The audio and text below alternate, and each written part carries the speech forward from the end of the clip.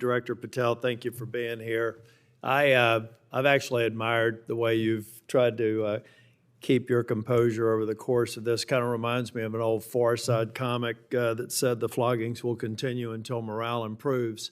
The last one I just coach you on, don't take the bait, because they're going to use that discussion between you and Senator Schiff, as you've suggested before, to raise money.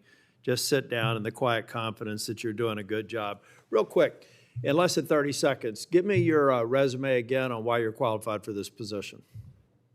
Thank you, Senator. I served as a public defender and national security prosecutor. I tried over 60 criminal trials to verdict in state and federal court. I served as the lead investigator on the House Intelligence Committee and the counterterrorism expert there, unfolding the Russiagate investigation. I served as the head of counterterrorism for a presidential White House. I served as a deputy director of national intelligence at the Office of Director of National Intelligence, overseeing our 17 intelligence agencies. I served as a chief of staff to the Department of Defense and the Secretary of Defense, overseeing a $2 trillion financial equity flow, and also defending the homeland and providing for our no-fail mission. We could drill down in details, because I've studied that record, and I think you should be very proud of it. I just did that for the benefit of the liberal media that just keep referring to you as a podcaster, I think, and I appreciate you giving me that resume. It's a good body of work. It's why I supported your nomination so strongly when you were before this committee. Really quickly, too, on the events of last week and the sad death and assassination of Mr. Kirk, I seem to recall that Mr. Zinn, I think, was the first person of interest. He was reported to be saying, "I shot him, now shoot me," or something to that effect.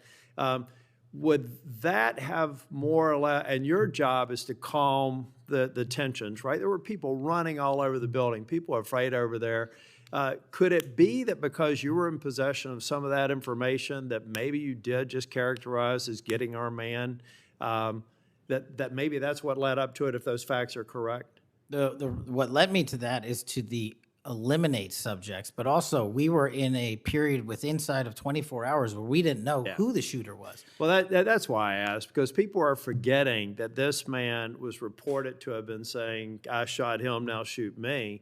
They're also forgetting that he brought in an attorney and said that he'd fabricated the claim to draw attention away from the actual shooter. And he went on to get multiple charges for possessing child pornography and sexual abuse material on his phone. So I'm just saying that it just seems to me that in the moment, maybe you should have used different words, but I can't imagine that the amount of time that we've spent on that subject in the hearing today. But I think it's because they're really worried that they're another punchline to an old joke. Your work, it's working in practice, but it's not working in their theory. They haven't heard you, so it's working in practice, but not in theory. They haven't heard you say multiple times that you've plussed up FBI resources in every state. They haven't heard you when you've talked about year-over-year comparisons for results.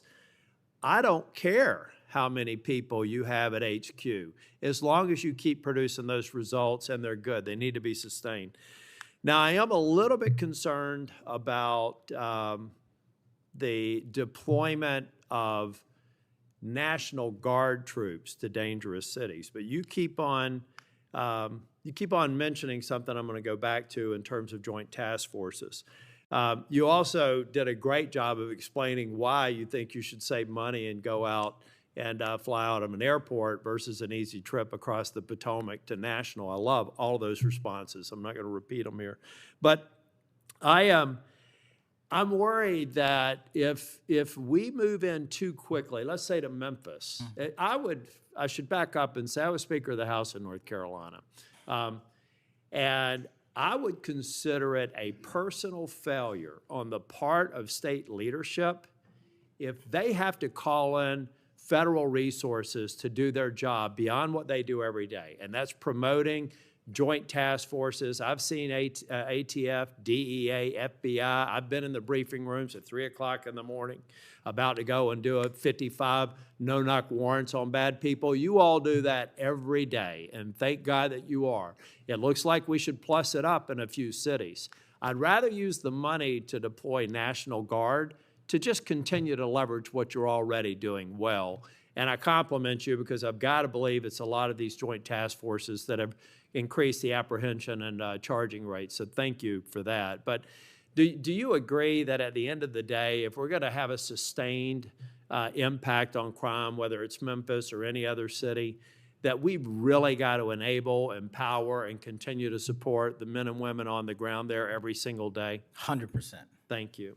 I think that your cost-benefit mind needs to go into, if I'm about to deploy this many National Guardsmen to a city, what does that cost, and what would that look like if we were plowing that cost of deployment into ongoing, I believe, joint task force, which are working very well. They're working well in North Carolina. So I'd like you to look at it. Now I'm going to move on.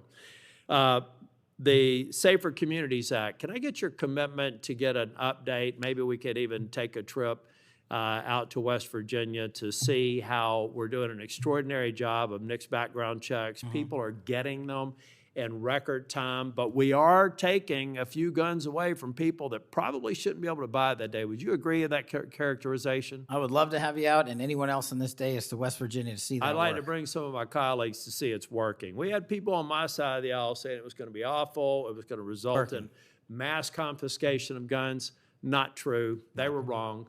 This bill's making a difference. I also want to talk about the behavioral health and other components in granting. I know in North Carolina things are going well. I want to make sure that that flow is going out there because the tragic events in North Carolina and Charlotte, the stabbing, I spoke with one of the family members yesterday, I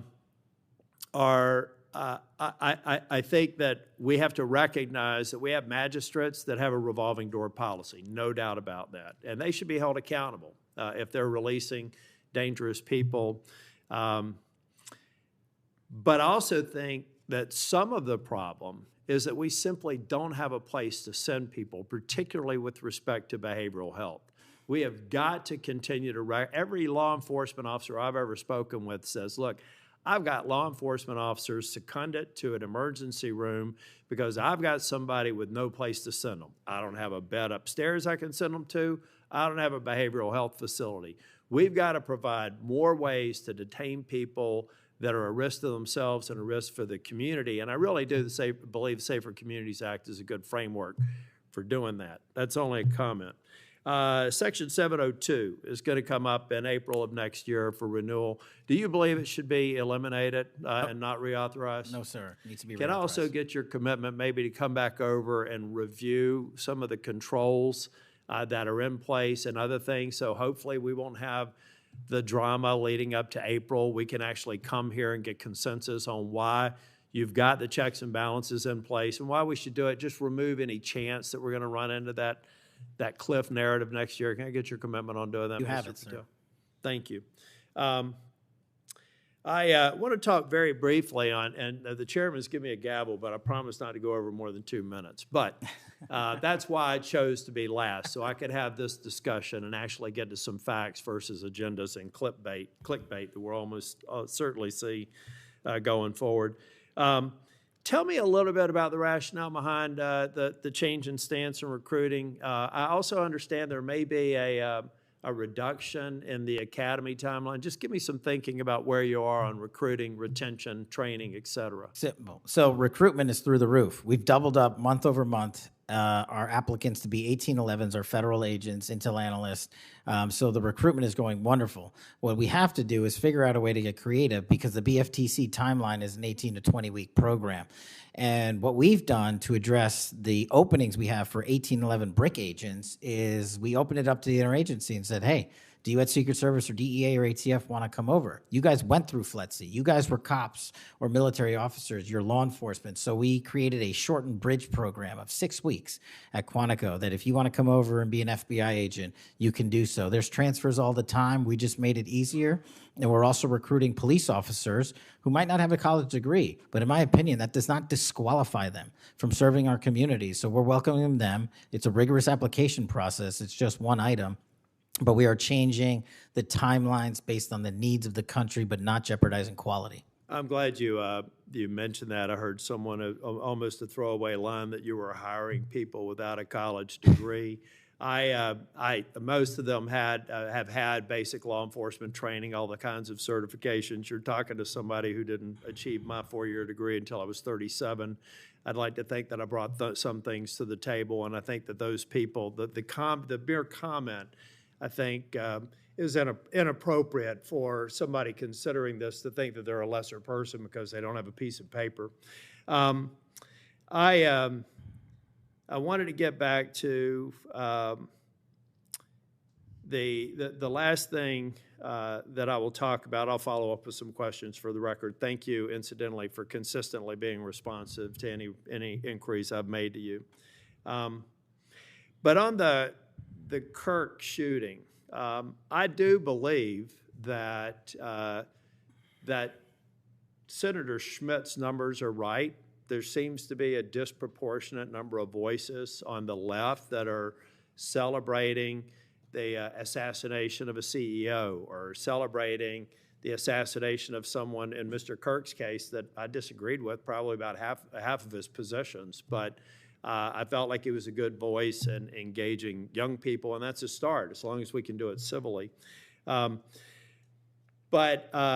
And then I also just went back online because I've hammered on this committee multiple times. I just went online and I found in Pinterest that even today you could order a T-shirt that says ACAB 13.12, which translates to all cops are bastards. Or if you don't like that shirt, you can go get an F the Cop shirt at the same website, on a location on Pinterest. There is clearly a problem with some of the voices of the left, and I'm not necessarily saying any members of Congress, that need to tamp it down. Having said that, within 24 hours of Mr. Kirk's shooting, we had the guy that does the podcast for the War Room and another guy who's denied the Sandy Hook shootings say we're at war. Now, how on earth, and I do believe it's a smaller number, but it's a number that has an influence. How on earth are we de-escalating the situation with the tensions as high as they were last week, with going out and saying we're at war? I'm not asking you to respond to this question. I'm just saying that there are people out here on our side of the aisle that still need to look in the mirror. Even if you agree that it's a lower number, bad is bad no matter how many numbers they are. And that kind of rhetoric and that kind of mobilization makes your job more difficult and puts us in a position where we're not being as productive as you want the FBI and state and local law enforcement to be. I'm finished. I just want to thank you for your service. I want to thank you for your concise answers.